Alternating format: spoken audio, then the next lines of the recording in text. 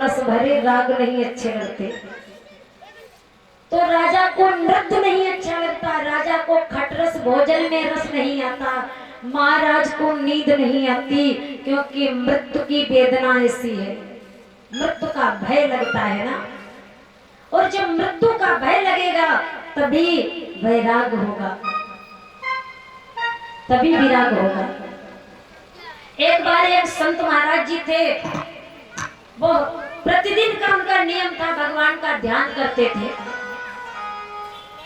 और एक गांव का रहने वाला व्यक्ति महाराज के पास पहुंच गया, बोला बाबा एक बात बताओ, तुम्हारा मन भगवान के चरणों में कैसे लग जाता है? हमारा मन नहीं लगता, मैं पूजा करने के लिए बैठता हूँ फिर भी मेरा मन नहीं लगता। महाराज बोले बेटा ठीक है, मैं तुझे बताऊंगा कैसे मेरा मन लगता है। 2-4 दिन जाता रहा, एक दिन महाराज बोले अरे बेटा, आज तेरी मस्तक की रेखा पर लिखा है कि कल 12 बजे तेरी मौत हो जाएगी। बेटा 1.5 दिन की तेरी जिंदगी बची है और कल ठीक 12 बजे तेरी मृत्यु हो जाएगी। अब वह व्यक्ति घर में आया, रास्ते भर चलता चलता सोच रहा कल मैं मर जाऊंगा, अब क्या होगा, कल मेरी मौत हो जाएगी। पूरे गांव में कह फिरा कल मैं मर जाऊंगा, अपने घर में सबको बताया, बाबा ने बताया कल मैं मर जाऊंगा। शाम हुई, पत्नी ने कहा स्वामी भोजन करिए। अब बैठा है सोच रहा मुझे भूख नहीं है, मैं कल मरने वाला हूँ। उसे अपनी मौत याद आ रही है, रोटी याद नहीं आ रही, भूख नहीं लग रही, नींद भी नहीं लग रही। अब क्या है, वो अपने मन में अपनी मौत को याद कर रहा है, कल मेरा क्या होगा, कल 12 बजे तक की मेरी जिंदगी है। पूरा दिन वो भगवान को याद करता रहा, हे भगवान हे भगवान, कल 12 बजे मैं मर जाऊंगा, क्या होगा। पूरी रात जागता रहा और भगवान को याद करता रहा, अपनी मौत को याद करता रहा। घड़ी की तरफ देख रहा है, 11 बज गए, सोचने लगा ये कई घंटा के बचे हैं हमें। अब और मन में वैराग हो रहा, दुख, मरने का दुख, मरने का डर और मन में विराग।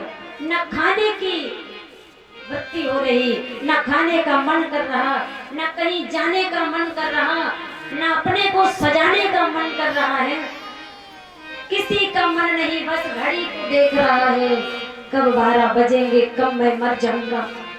भगवान को याद कर, अपने मन को, मौत को याद कर रहा, साथ साथ में प्रभु को याद कर रहा है, प्रभु अब मैं क्या करूंगा, मैं तो मरने वाला हूँ।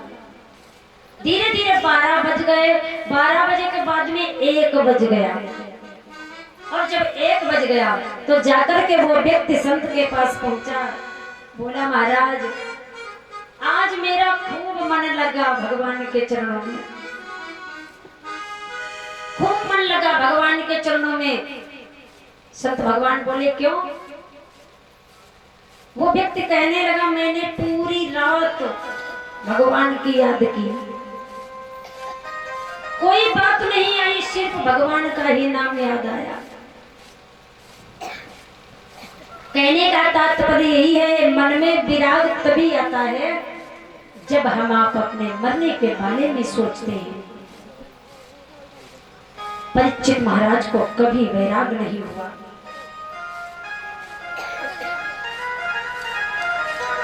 आज परीक्षित जी को जब मरने का पता लग गया तो परीक्षित जी को वैराग हुआ।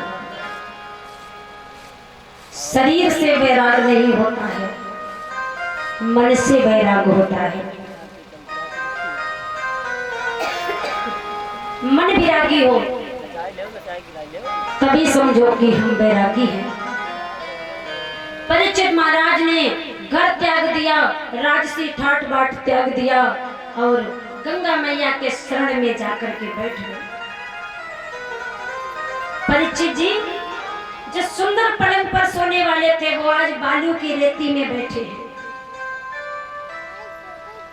सब जगह धीरे धीरे ये बात फैल गई। परीक्षित महाराज को 7वें दिन सर्प डसेगा, तक्षक डसेगा।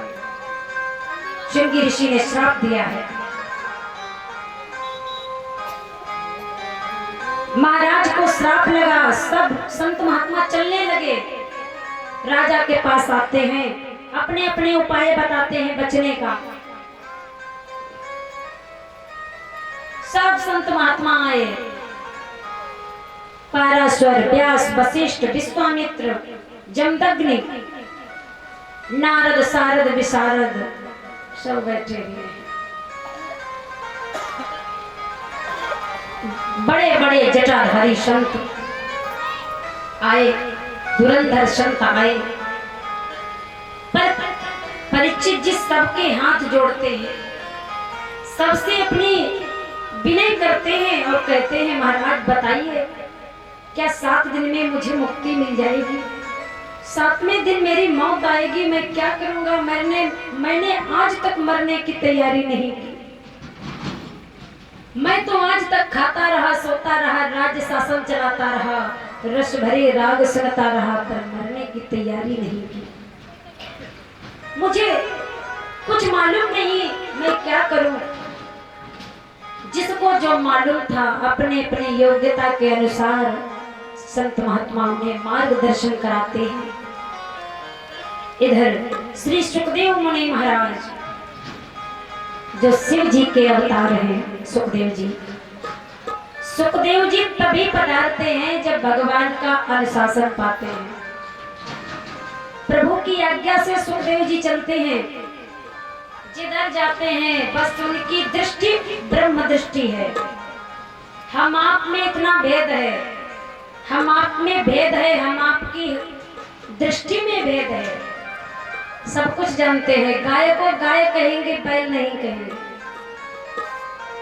पुरुष को पुरुष कहेंगे, नारी नहीं कहेंगे। इतना भेद तो जानते हैं, ये पुरुष है, ये नारी है। सुखदेव जी में ये भी नहीं था। सुखदेव जी संसार में जब भ्रमण करते थे तो उन्हें चाहे नर हो चाहे नारी हो, सब में परमात्मा दिखते थे। सिर्फ ईश्वर एक रूप देखते थे कि सब में भगवान है। इसीलिए सुखदेव जी की दृष्टि जो थी वो ब्रह्म दृष्टि बन गई थी। जड़ में, चेतन में, फूल में, फल में, हर जगह सुखदेव जी जिधर अपनी नजर डालते थे उधर उन्हें भगवान दिखते थे। सुखदेव जी जा रहे थे, एक तालाब था, उस तालाब में कुछ नारियां स्नान कर रही थी। नारियां स्नान करती रही और सुखदेव जी निकल गए। कुछ देर के बाद में उनके पीछे व्यास भगवान आए। व्यास जी को जब देखा नारियों ने तो उठाए अपने कपड़े और अपने अपने कपड़ों से अंग ढकने लगे। व्यास जी रुक गए, बोले देवियों एक बात बताओ। नारियां बोली क्या है बाबा?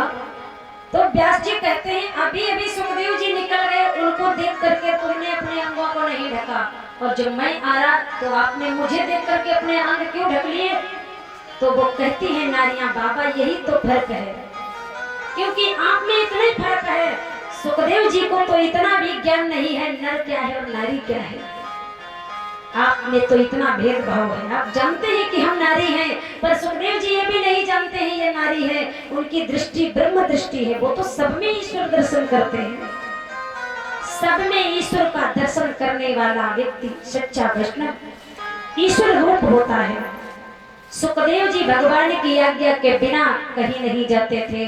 प्रभु ने आज्ञा दी तब सुखदेव जी चले हैं गंगा के किनारे, जहां परीक्षित महाराज बैठे हुए हैं। बोलिए श्री सुखदेव मुनि महाराज।